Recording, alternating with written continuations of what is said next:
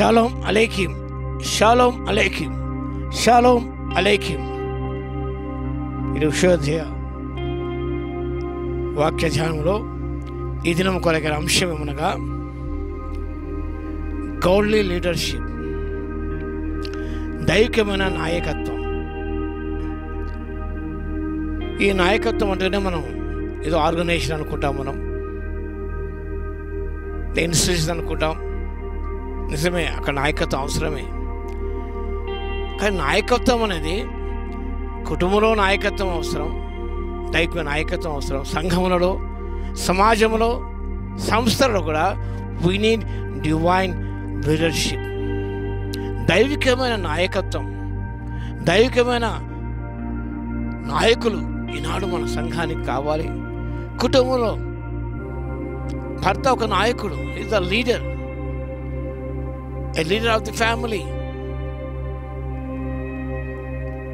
John Ruskin సీసేమన్ లేలిస్తనం ఆ పుస్తకంలో ఈజీగా రాశారు. పురుషులను ఆయన లేడీస్, స్త్రీలను లేడీస్ అంటాడు, పురుషులను లార్డ్స్ అన్న మాట ఉపయోగిస్తాడు. లీడర్ అన్నమాట. That means maintain of law.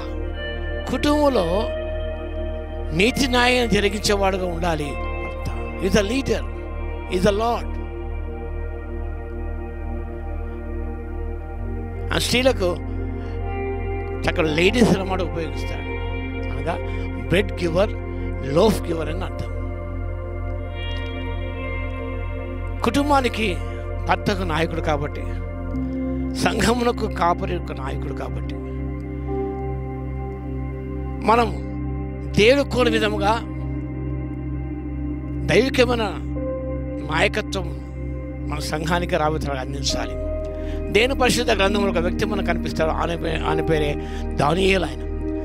దానియేలు గ్రంథం 6వ అధ్యాయం గమనిస్తే ఈ వాక్య భాగంలో దర్యావేషు రాజు కాలంలో 3 ప్రధానులుగా ఉన్నారు.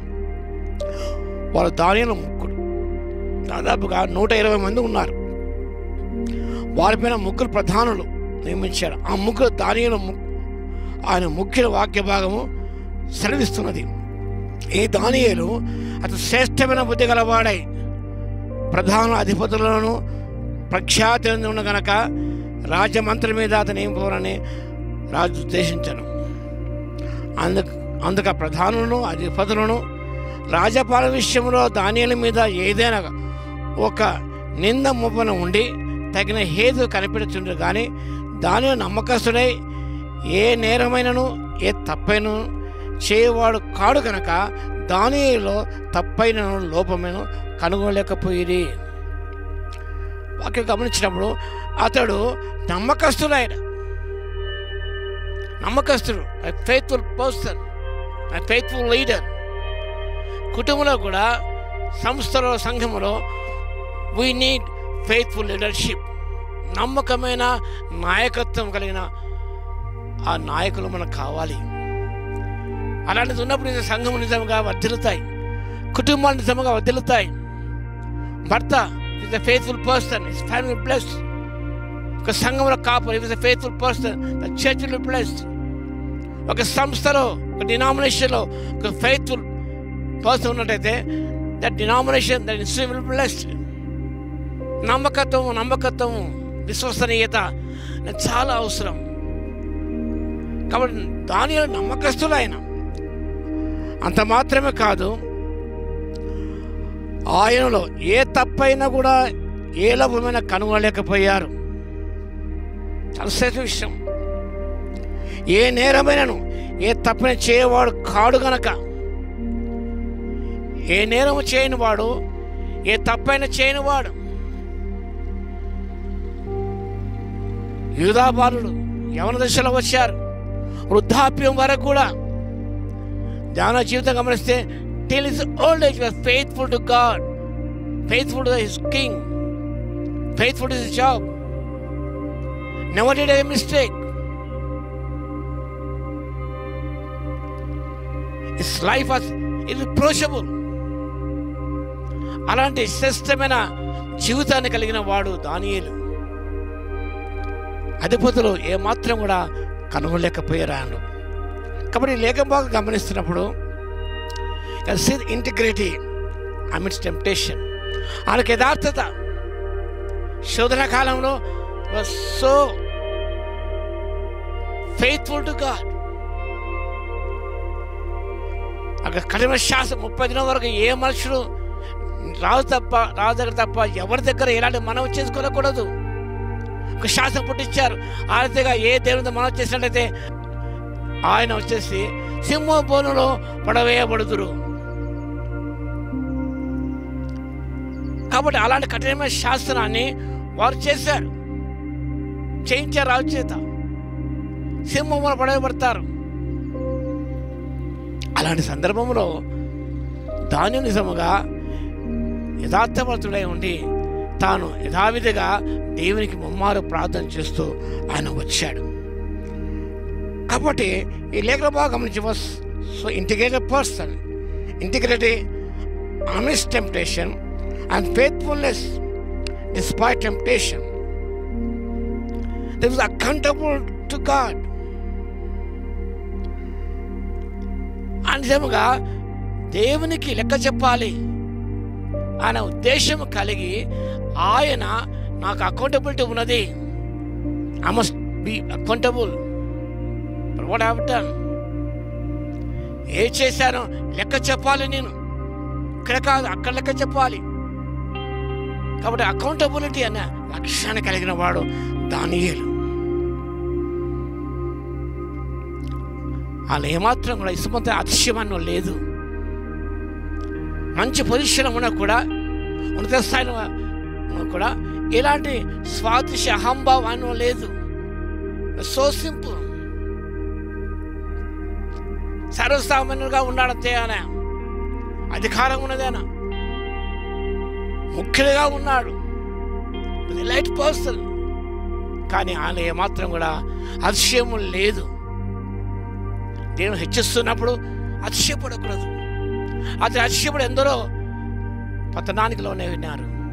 ఎందరో చూస్తాం, సంఘ చరిత్రలో చూస్తాం, బైబిల్లో ఎంతోమంది కనిపిస్తారు. అతిశయానికి గురే పడిపోయిన వారు, భ్రష్టు పడిపోయిన వారు, భ్రష్టతలు చెందిన వారు ఎందరో ఆనాడు ఉన్నారు, ఈనాడు కూడా మనకు కనిపిస్తూనే ఉన్నారు.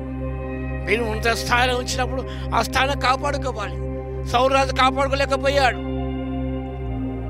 ఏదిగా చనిపోయాడు, అంతమున శాంతంగా మారిపోయింది. ఎందరో మనకు కనిపిస్తారు.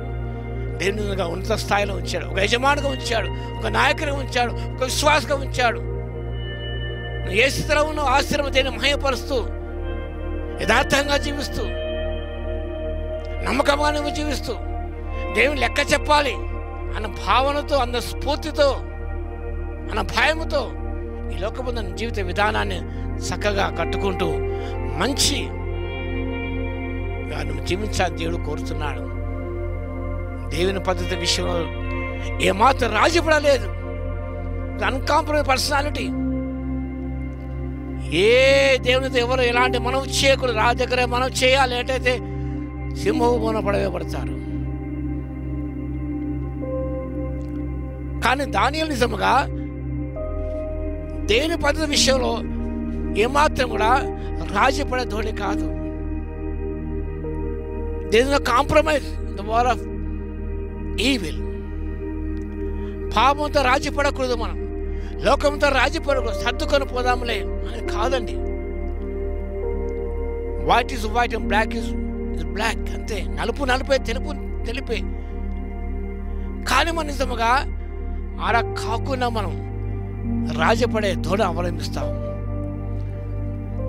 కాంప్రమైజ్ కాలేదు. Never compromise with the edict of the king. No. ఎలా ఉండగలను నేను?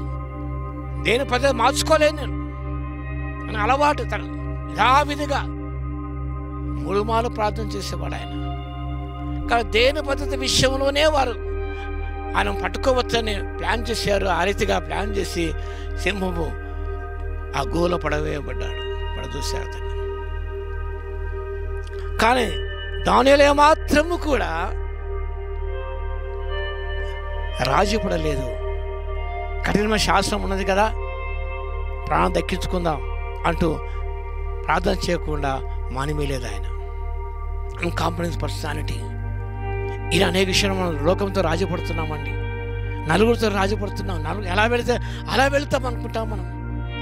అలా వెళ్ళినప్పుడు ఇంత కష్టాలు మనకు వస్తాయి, శ్రమలు వస్తాయి, సమస్య ఉత్పన్నం అవుతాయి, అనేక దూరం అయిపోతారు. ఏంటని నేను చెప్తే విన్నాడు.